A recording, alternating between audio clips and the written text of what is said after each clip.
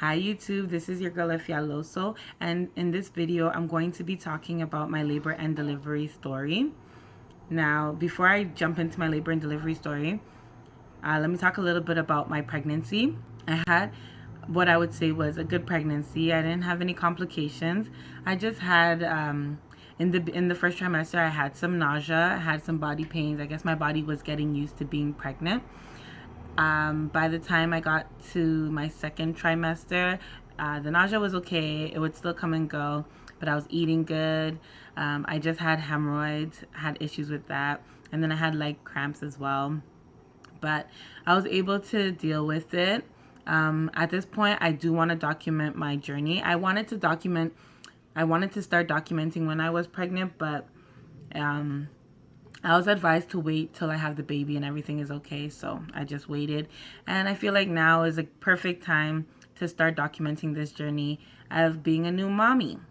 So back to my labor and delivery story. So during my pregnancy, I don't exercise. So my plan was to work for as long as I could possibly work, and working would be my exercise.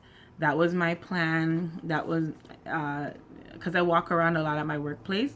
I figured that that would help me at least with labor and all that good stuff. Now, I got up until 38 weeks. I gave birth on Tuesday, April 24th. I went into labor on Monday, April 23rd.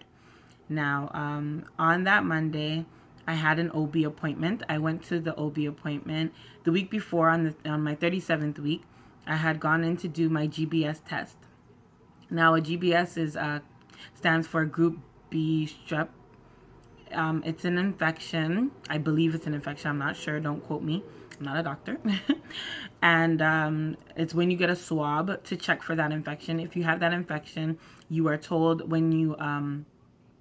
you are GBS positive, when your water breaks, the doctor tells you to come to the hospital so that in most cases you get antibiotics because the infection could affect the baby. If you are negative and your water breaks, then you have nothing to worry about. And I wanted to know my GBS status because my goal or my plan was to labor at home for as long as possible because I wanted to have a natural labor and delivery. I didn't want any interventions. Well, that was my game plan, but I did have an open mind that I didn't have a birth plan. I did not write a birth plan, but in my mind, I had this plan that I wanted to do everything naturally. If I did need the epidural, though, I would get it. But I wanted to see how long I could go or how long I could do it without it. So I was GBS negative, so I knew that if I'm in labor or if my water breaks, I can labor for as long as I could at home. That would be great. Now, that Monday when I went into the appointment, I was told I was GBS negative, so that was great for me, cool. When the doctor checked my cervix, she said my cervix was high up, first of all, and baby was nicely warm and snug in there. There was no sign of him coming anytime soon. And I was like, that's fine, that's cool. We were in April at that point. I wanted a May baby anyways. So if baby wasn't ready to come, I was fine with that. My plan though was if that Sunday baby wasn't making any signs of coming, I would start midwife's brews or concoctions to help, get labor in progress. But at 38 weeks, I wasn't tired of being pregnant yet. I wasn't complaining. I was still fine. Once I got into 39 weeks, I probably would have been like, okay, it's time to try and get baby out. But at 38, I was like, we still have 2 more weeks to go, so I'm still good. I'm not complaining at this point. So back to Monday, April 23rd. So when I get home from the appointment, I'm just chilling, I'm relaxing. My uncle even called me, telling me he had a dream that I had the baby. And I told him, well, the doctor said baby's not coming anytime soon. So that's not the case over here. I'm still pregnant. And we just laughed it off. And I got ready for bed that night. So as I'm getting ready for bed, because I'm in my 9th month, baby's head is down and is always on my bladder. So I've been used to feeling that I have to move baby's head around when I need to pee. So I got that feeling again, which is not a new feeling. I've always felt that. And I went to the washroom. But when I tried to go back to sleep or go back to the bed to get comfortable, I wasn't getting comfortable. The pain kept coming back and coming back. And I'm like, okay, what's going on here? I keep going to the toilet I keep going to the washroom to pee. And that feeling kept coming back. And I'm like, okay, if this is a contraction, maybe it's a contraction. This was my first pregnancy. I've never had a contraction before, so I'm not sure what a contraction is. So I whip out my contraction timer. I say, I'm going, okay, let me try and time this so that when the doctor asks me how long it's been going for, at least I have something to say. So I tried to time it, but I couldn't. When the pain would start, it wouldn't really stop. It would be continuous. So it was really hard for me to time it. Like I couldn't say they were 5 minutes apart. I couldn't say, because it just felt like it was continuous. Like it would go up and then it would come down and then it would go back up. Like the pain was just, it was consistent. So it was very strange. The timing was just all over the place. So I'm like, okay, let's see how long I can go with this pain. So the pain had started at around 11 p.m. the Monday night. So I waited up until 2 a.m. Tuesday morning, or Tuesday, like early morning. So at 2 a.m., I was like, okay, let's go to the hospital so they can let me know what this feeling is. If it's the baby coming, then at least we're at the hospital. If it's not, then they can send us home. That's fine. So we get to the hospital. The doctor comes and checks me. In the process of checking me, she checked my cervix. She broke my water. It was accidental. Right when she put her hand in my woo-ha, my water broke. And she's like, oh, you're 4 centimeters. So we're going to admit you to the birthing unit. And I'm like, oh my gosh, so this is actual labor. Like, I'm going to have a baby soon. So right when I got to the hospital, they asked me, do you want an epidural? Because there's only one anesthesiologist and they have to let her know as soon as possible, or let him know as soon as possible, so that, you know, I get the pain medication that I need. And I said, no, I want to see how far I can go. We'll see how it goes. And they're like, okay. So right when I got to the room, I asked the nurse, can I run can I go in the bathtub?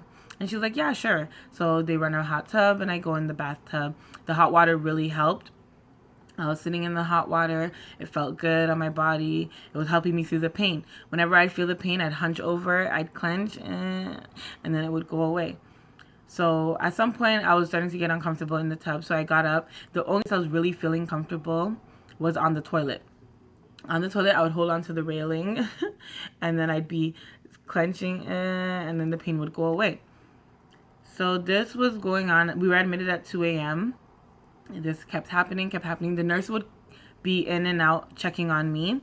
I think she checked me every 5 or 15 minutes. She was checking the baby's heart rate. She would put the the monitor on my belly.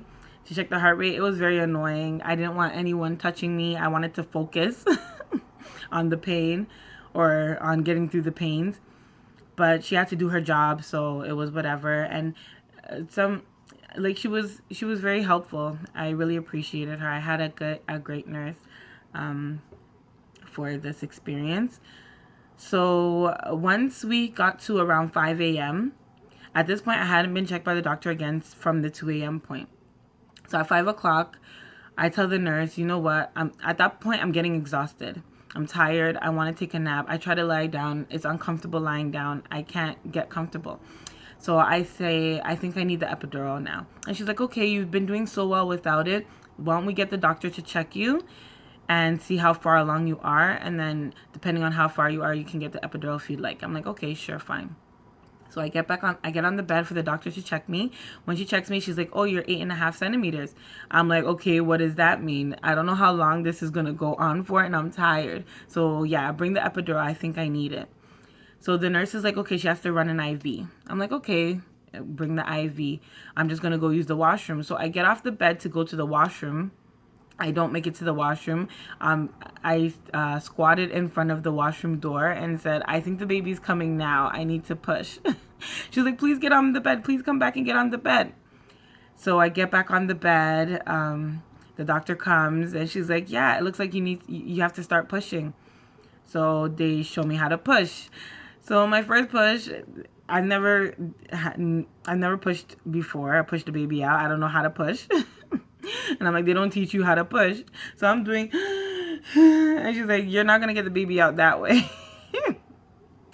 So they're like, you have to hold your breath. So they tell me, take a deep breath, hold your breath, bear down, and count to 10. Or they do the counting.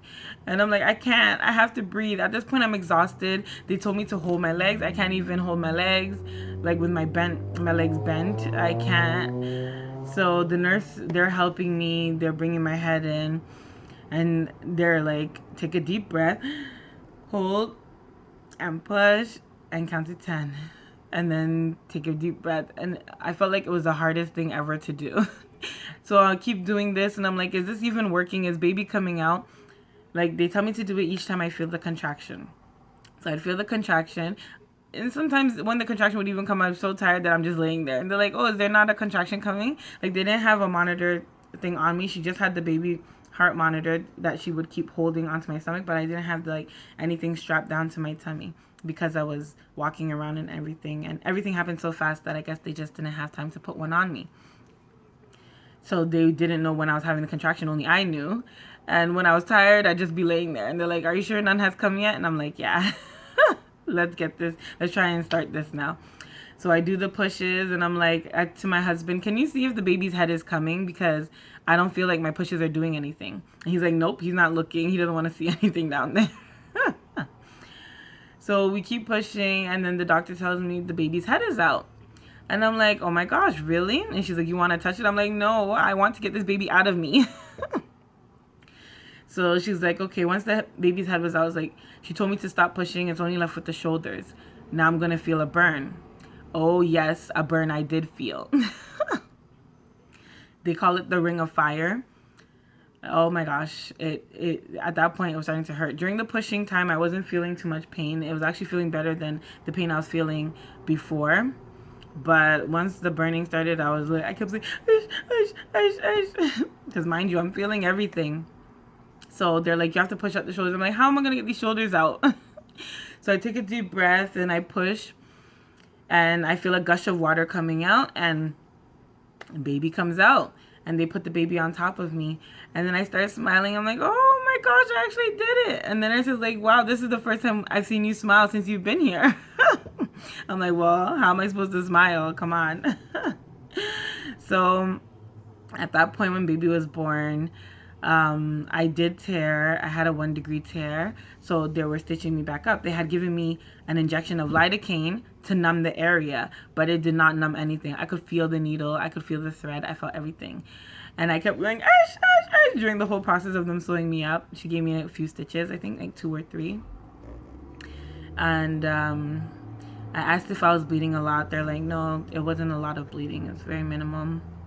And I was grateful and thankful to God because I'm like, ugh, I didn't want any complications. So once baby was out, baby was 7 pounds, 13 ounces, which was perfect for me to push out because I'm sure if it was an 8-pound baby, I would have struggled. It wouldn't be easy for me. After the pushing, the nurse told me, I only pushed for 30 minutes. I did so well. I'm like, it didn't feel like 30 minutes. I felt like an hour. But the overall experience was great. Once baby was out, it was wonderful. Like, but the real work begins when the baby gets here. Let me tell you, the pregnancy was easy compared to when baby is here. But so far we're managing. We're at 6 weeks now. I will be putting an update on how baby is doing, and I will be documenting our journey, and we'll be seeing how baby grows and all that good stuff. So thank you so much for tuning in. Hopefully you subscribe and watch all my other videos as well. Thank you so much. See you next time.